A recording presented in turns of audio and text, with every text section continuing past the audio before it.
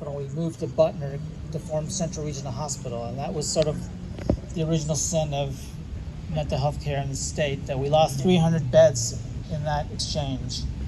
I want to talk to you a little about what the facilities do. So if you think about the most difficult things to treat from a physician point of view are brain illnesses. So brain illnesses are the most intractable, the most difficult to diagnose and treat. So if you talk about folks that are born developmentally delayed or with autism, or folks who've had a traumatic brain injury or multiple strokes, or as they get older, they may have dementia or movement disorders like Huntington's or Parkinson's, and obviously psychiatric illnesses like schizophrenia, bipolar illness, schizoaffective disorder, psychosis.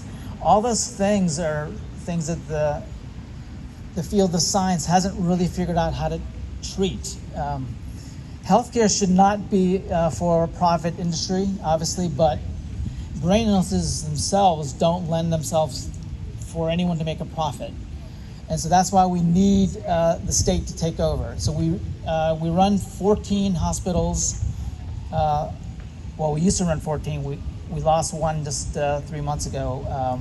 We run 3 state psychiatric hospitals. We run 3 developmental hospitals, a couple of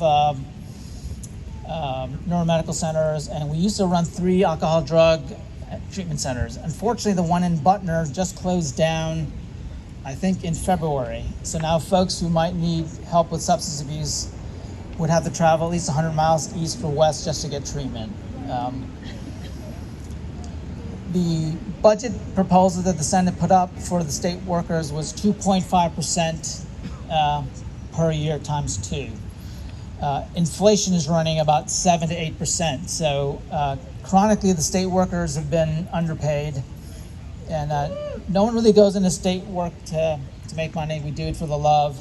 We do it because we care about that set of patients, and I can't think of a more vulnerable set of people to take care of.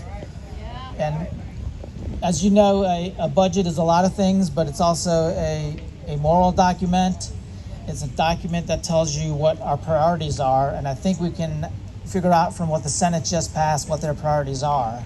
And we need to send an answer that that's not what our priorities are. And obviously, when you have districts that are gerrymandered and you have legislative folks that don't represent the people, you don't have a democracy. So, I think that North Carolina might want to try democracy at some point and see if it works. That's right.